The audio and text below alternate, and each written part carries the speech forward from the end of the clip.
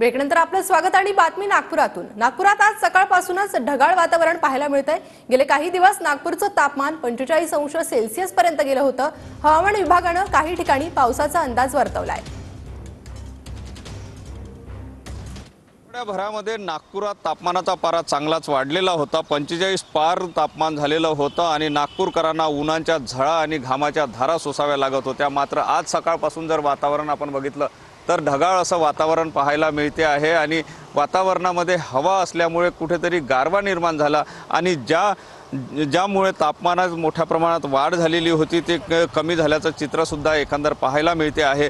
नागपूरकरांना काहीसा दिलासा जो आहे तो मिळाला आहे, मात्र उकाडा जो आहे तो कायम आहे। हवा असल्यामुळे सध्या उकाड्याचा त्रास होताना दिसत नाही, मात्र दुपार होता होता उकाडा आणखी वाढण्याची शक्यता सुद्धा वर्तवली जात आहे। एकंदर म्हणजे हवामान विभागाने ज्याप्रमाणे अंदाज वर्तविलेला आहे त्यानुसार जर आपण बघितलं तर 2 तारखेला काही ठिकाणी तुरळक प्रमाणामध्ये अवकाळी पावसाची शक्यता सुद्धा वर्तवलेली आहे आणि त्या दृष्टिकोनातून आपण जर बघितलं तर आता ढगाळ वातावरण नागपुरात पाहायला मिळते आहे।